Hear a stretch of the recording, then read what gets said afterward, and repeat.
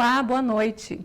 O Jornal da UFO vai abordar a subnotificação de casos de Covid-19. A quantidade de doentes no Brasil é maior que a divulgada oficialmente, devido à falta de testes. A entrevista remota de hoje é com o médico sanitarista, especialista em medicina preventiva e social, Nilton Pereira Júnior. E tem muito mais no Jornal da UFO, que começa agora.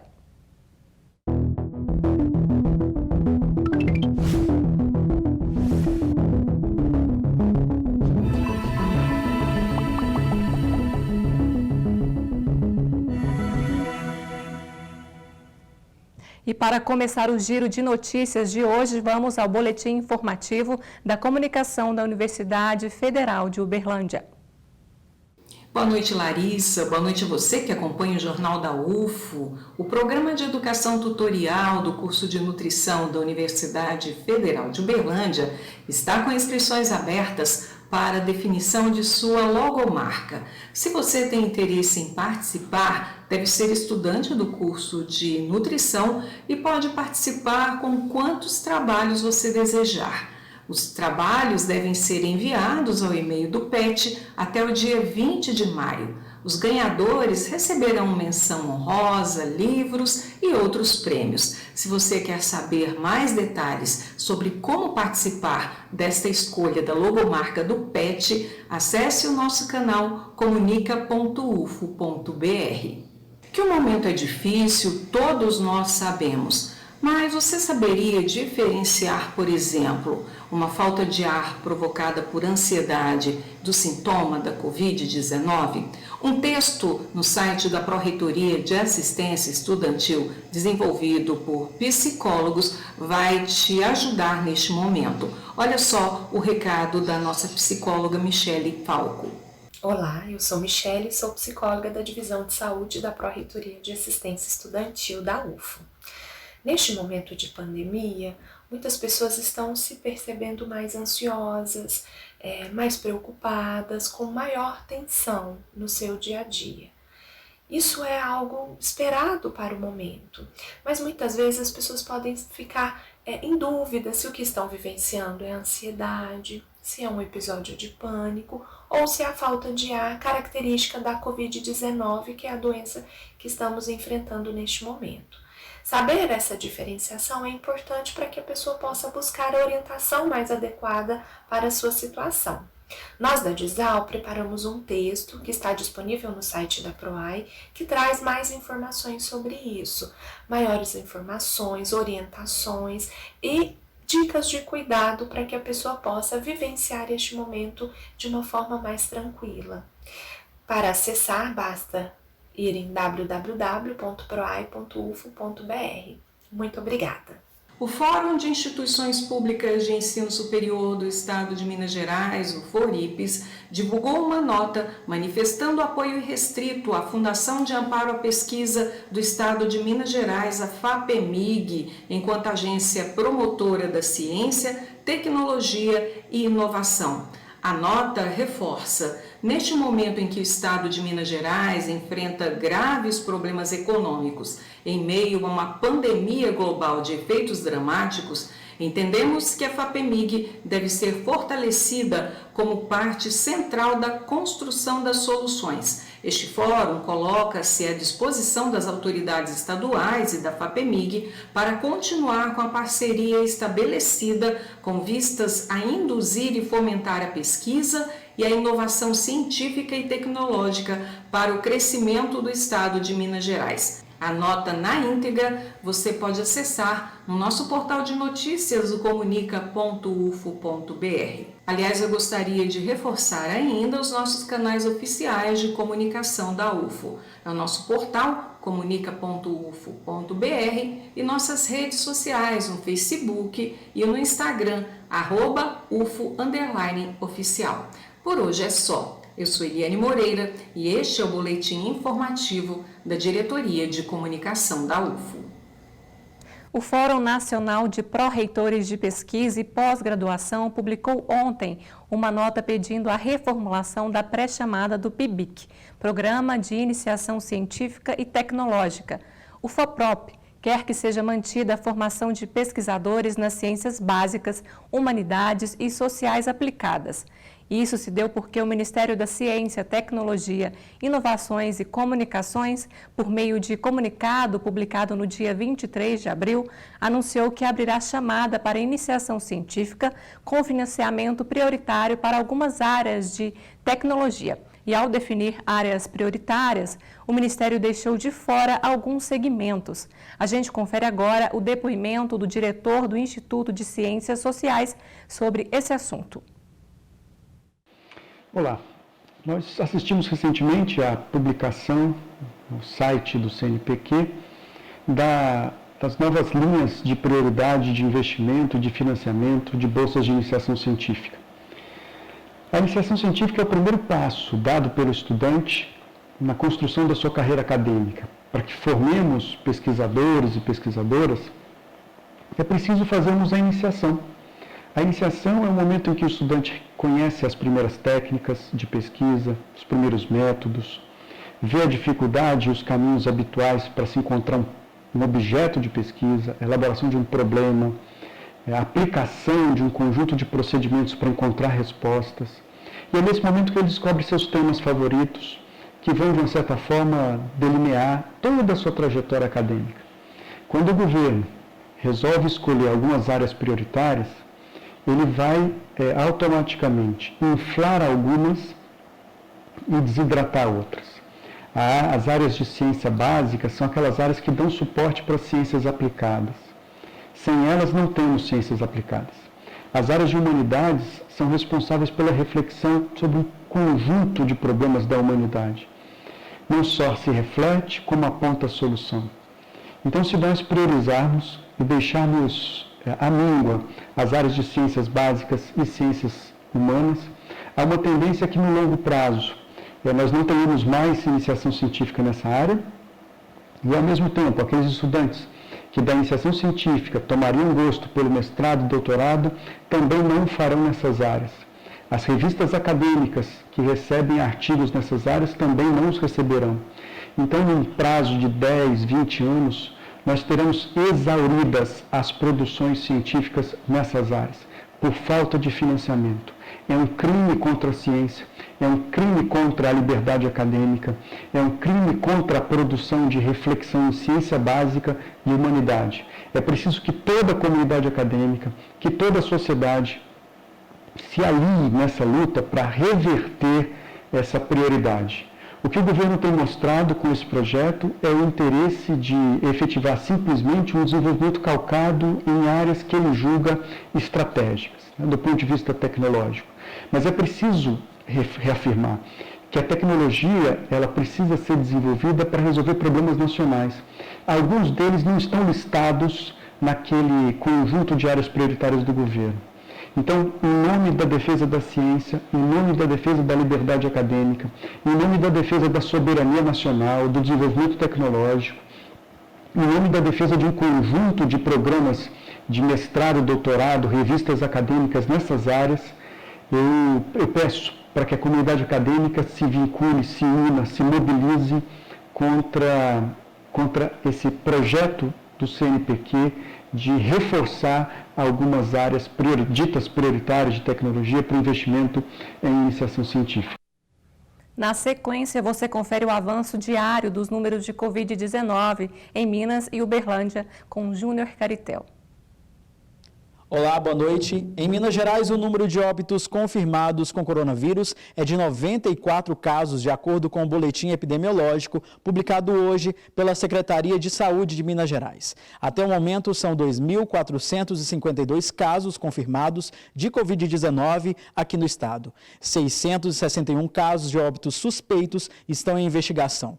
473 casos de mortes foram descartados e os casos que apresentaram suspeitas de coronavírus já chegam a 89.602 casos que ainda estão aguardando os exames laboratoriais. Já que em Uberlândia já são 208 casos confirmados com coronavírus, segundo o boletim enviado no final da tarde pela Prefeitura Municipal. O boletim também divulgou que existem 4.345 suspeitas de coronavírus. As A cidade registrou 11 mortes por Covid-19. 1.924 pacientes apresentaram resultados negativos para a Covid-19. São 37 pacientes internados até o momento. E Uberlândia não registrou o número de óbitos suspeitos. Mais uma vez, nós reforçamos para você, telespectador. Se possível, fique em casa. Júnior Caritel para o Jornal da UFO. Isso mesmo. 3.000 testes rápidos de coronavírus chegaram no último fim de semana em Uberlândia para uso na rede municipal de saúde. Essa e outras notícias você confere agora. Mais uma vez, boa noite para quem acompanha o Jornal da UFO. Os testes, segundo confirmação da Prefeitura, chegaram no último final de semana. E o lote faz parte de um total de 20.000 testes, 20.000 exames que foram adquiridos pela Prefeitura no mês de abril de uma empresa do Paraná. Já estão disponíveis na rede municipal de saúde e os exames detectam a presença de anticorpos produzidos pelas células de defesa do organismo contra o vírus. Não foi divulgada a previsão de chegada dos outros lotes, dos novos lotes. E parte dos recursos para aquisição desses testes foi destinada pelo Ministério Público do Trabalho e Justiça do Trabalho no início do mês de abril. E um shopping aqui de Uberlândia adotou o sistema de drive-thru para retirada de produtos comprados online. Cerca de 60 estabelecimentos, 60 lojas, optaram pela modalidade de venda. A compra dos produtos é feita por telefone, mídias sociais e também aplicativos de mensagem. Depois da compra, é feito um agendamento para retirada, que essa retirada é do meio-dia às 8 da noite, em 2 pontos do centro comercial. E os colaboradores, os funcionários que fazem a entrega, usam máscaras, luvas e também álcool em gel. E o PROCON, a Superintendência de Proteção ao Consumidor de Uberlândia, está atendendo também pelo WhatsApp, recebendo denúncias, negociação de dívidas, entre outras opções. Após enviar uma mensagem, o usuário recebe uma resposta automática para atendimento do PROCON, que é o número 3. Esse atendimento, a pessoa pode denunciar preços abusivos, também aglomeração de pessoas, estabelecimentos abertos de maneira irregular, entre outros serviços. O telefone é o 34 997 74 0616. Eu vou repetir, é o 34 997 74 0616. Lembrando que o PROCON, a opção é o número 3. Fernando Cunha para o Jornal da UFO. A entrevista de hoje sobre subnotificação de casos de Covid-19 é com o professor da Faculdade de Medicina da UFO e médico sanitarista, especialista em medicina preventiva e social, Newton Pereira Júnior.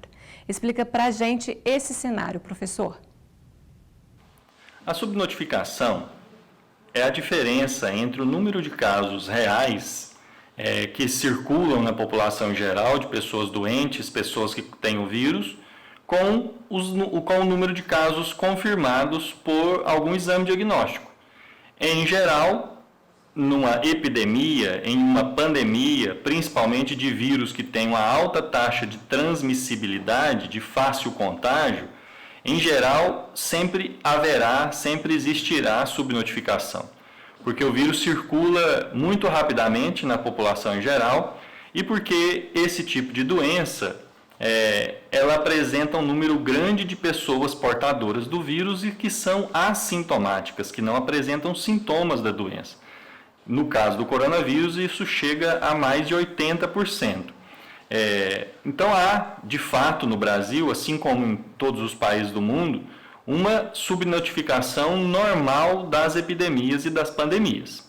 O que acontece no Brasil é um agravamento dessa subnotificação pela ausência de quantidade suficiente de testes disponíveis no sistema de saúde para que a gente consiga testar e confirmar o maior número de pessoas acometidas pelo coronavírus. E nesse caso, nessa situação atual, o Brasil é um dos piores países do mundo em termos de notificação, em termos de disponibilização do teste, em termos de confirmação diagnóstica.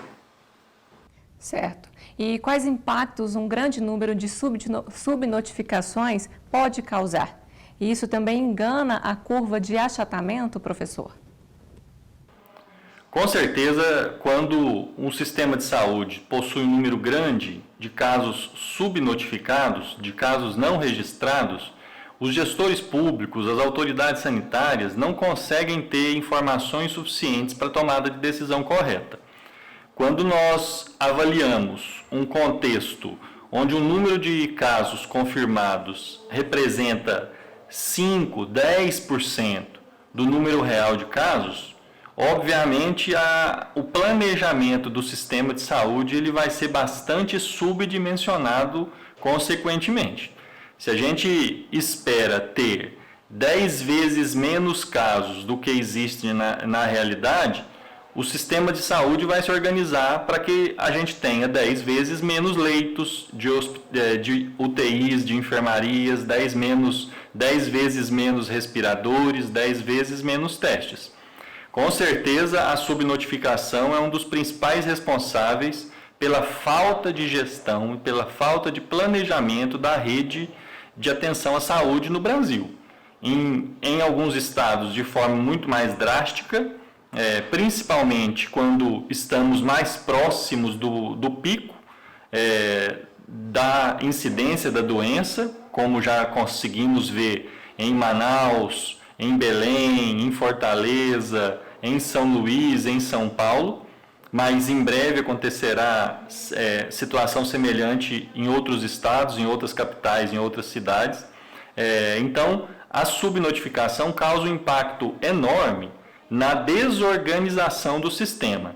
Além da falta de financiamento, além da falta de profissionalismo da gestão, não termos disponíveis informações corretas no tempo correto é uma variável importante responsável pelo aumento, pelo recrudescimento dos nossos indicadores, pelo aumento da mortalidade, pelo aumento do número de pessoas infectadas, pelo aumento da taxa de ocupação hospitalar, gerando, consequentemente, um número de pessoas com condições graves que não têm acesso à assistência médica, à assistência hospitalar. Quanto maior é o número de casos não notificados, mais ilusão nós vamos ter com relação ao comportamento da curva da epidemia. Nosso objetivo com o isolamento social, com as medidas de proteção, com as medidas de distanciamento social, é que a gente faça o achatamento da curva, ou seja, que um número menor de pessoas adoeça ao mesmo tempo, necessitando de um número menor de leitos de UTI, de leitos de enfermaria, de respiradores. Com a subnotificação, a gente tem uma falsa impressão de que a gente está conseguindo achatar a curva. De fato, as medidas tomadas pelos nossos governantes, em maior ou menor grau, conseguiram fazer um achatamento dessa curva.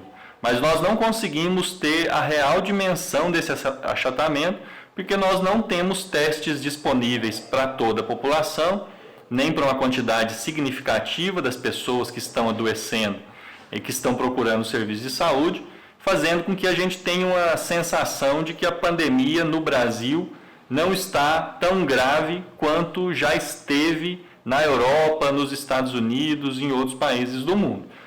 Então, de fato, o achatamento da curva que a gente vivencia no Brasil, em partes é correta, mas em grande medida é um achatamento fictício pela falta de exames e de testes disponíveis.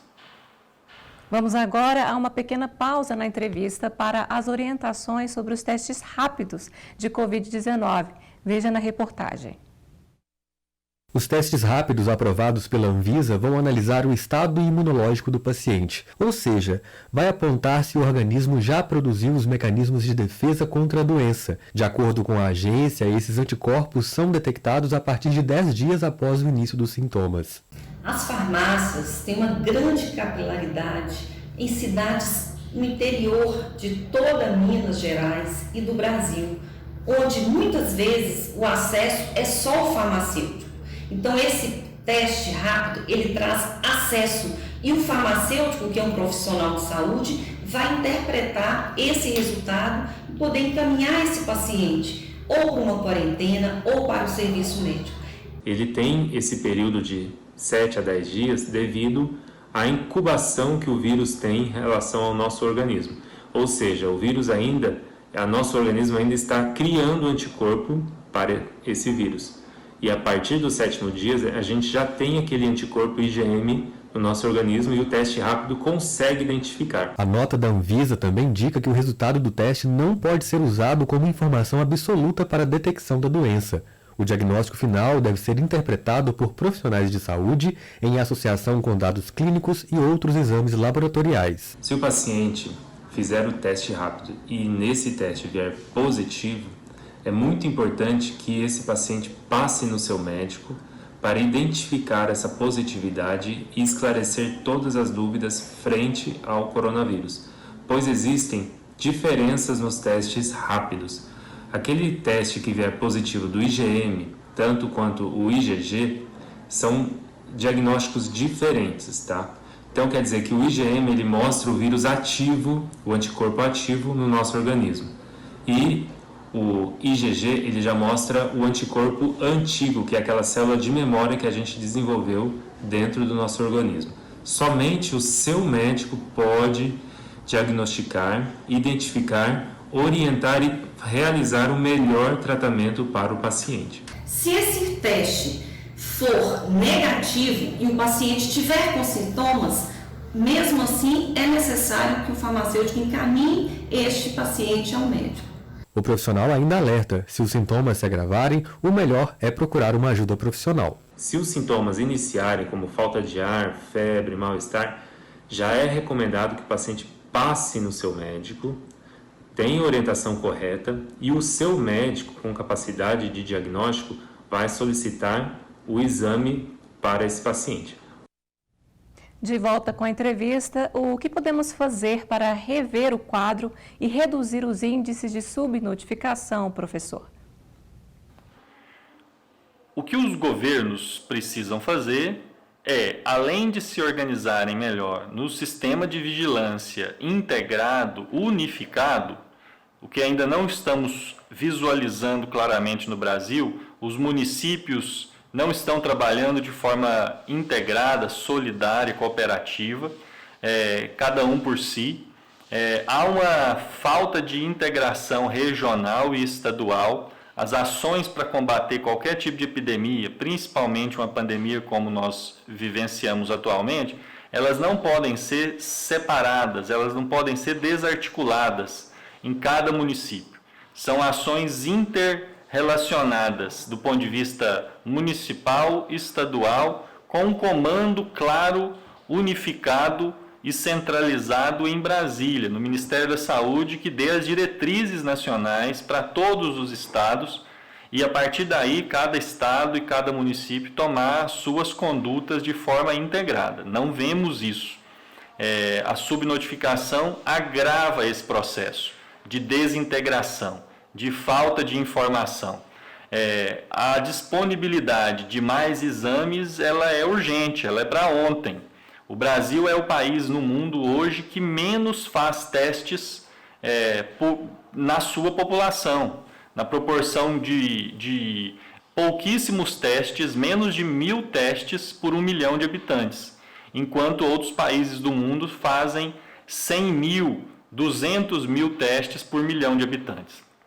Sem dúvida nenhuma, a subnotificação ela aprofunda a nossa incapacidade de gerenciar a pandemia de forma mais ou menos intensa em alguns estados, em alguns municípios. Exatamente. E os novos testes rápidos que são feitos em farmácias são realmente seguros? Qual a sua análise, professor? A aprovação da Anvisa da possibilidade das farmácias oferecerem, realizarem os testes rápidos, em alguma medida avança, porque vai disseminar um número maior de testes na população, porém os órgãos sanitários, as autoridades e os especialistas estão receosos e bastante preocupados, inclusive com vários posicionamentos de associações nacionais contrárias a essa medida. Primeiro, porque as farmácias elas não estão, em geral, preparadas para realizarem esse teste adequadamente, em questões de formação adequada dos profissionais farmacêuticos, a possibilidade do profissional farmacêutico estar lá disponível na farmácia e bem preparado, um espaço adequado para que atenda às reivindicações e às normas da Anvisa. A Anvisa equipara as farmácias ao controle de qualidade dos laboratórios de análises clínicas. E a maioria das farmácias no Brasil não tem infraestrutura e profissionais qualificados para orientarem a população. Então, uma ação que pode ser de aumentar a testagem no Brasil pode aumentar o pânico e a desinformação. Os testes rápidos, são vários no Brasil que estão sendo ainda avaliados pela Anvisa. A Fiocruz avaliou apenas 8 testes de mais de 40 que já estão disponíveis no mercado, e desses 8 testes a Fiocruz avaliou satisfatoriamente esses 8 testes, mas mesmo os testes aprovados, eles têm o que nós chamamos de sensibilidade não tão alta quanto nós gostaríamos, ou seja, esses testes eles podem dar um número de aproximadamente 40% de falsos negativos. O que é isso? A pessoa faz o teste e o resultado dá negativo. Em torno de 40% desses resultados ele é falso, ele é positivo, mas o teste deu negativo, por várias questões técnicas. A principal delas é em qual momento a pessoa fez o teste, o que nós chamamos de janela imunológica. O coronavírus, o anticorpo produzido pelo nosso corpo para combater o coronavírus, ele costuma aparecer entre 7 a 10 dias após o início dos sintomas. Pode acontecer, inclusive, da pessoa não apresentar sintomas, e mesmo assim ele vai produzir os anticorpos se ele tiver sido contaminado pelo coronavírus. Mas, neste período, se a pessoa vai na farmácia e faz o teste, dá negativo, ela vai ter a falsa sensação de que ela não possui o vírus. E, na verdade, ela pode ter. Em torno de 40% a 50% das pessoas pode estar com o vírus, transmitindo, contaminando outras pessoas, e o teste deu negativo. Então, é necessário o profissional de saúde qualificado, é necessário que o teste seja feito em local adequado, e o mais importante é que ele seja interpretado juntamente com os sinais e os sintomas que a pessoa apresenta.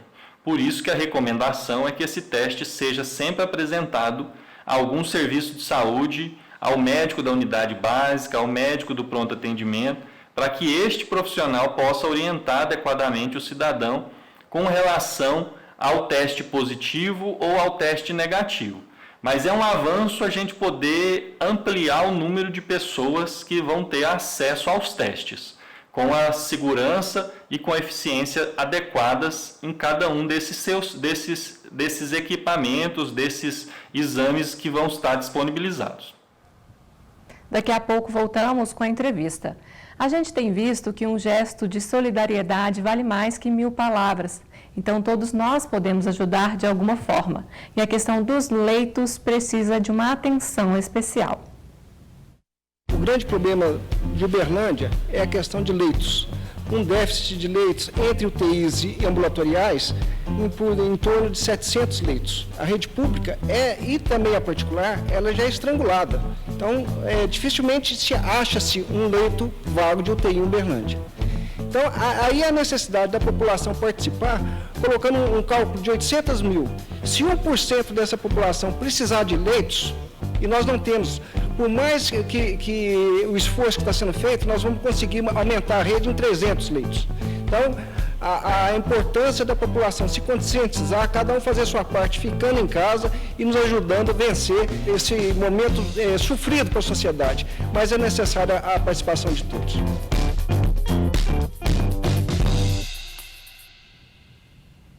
Voltamos com a última parte da entrevista. Qual o melhor e o pior quadro que você visualiza para as próximas semanas, professor? Muitos estudos com modelos matemáticos do Brasil e no mundo fazem estimativas mais positivas, mais pessimistas.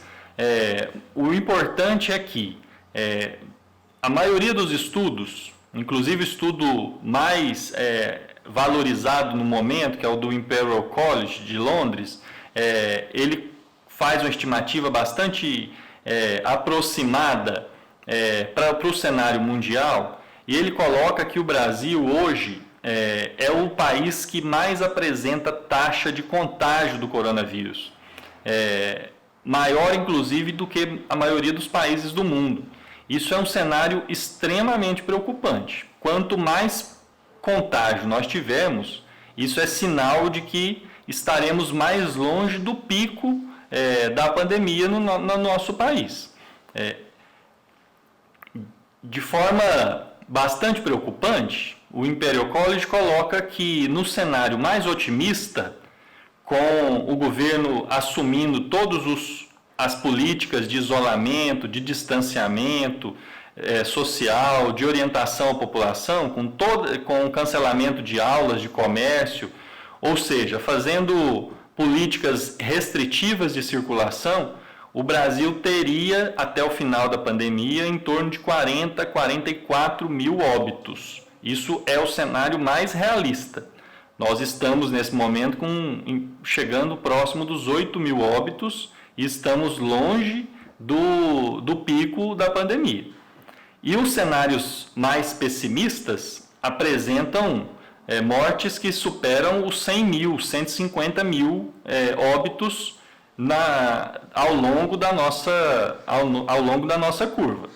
Ou seja, tanto o cenário mais pessimista quanto mais realista trazem um contexto bastante negativo, bastante ruim para o nosso país, se pensarmos que a subnotificação ela pode inclusive aumentar muito o número de casos de óbitos frente a esses 40 mil previstos.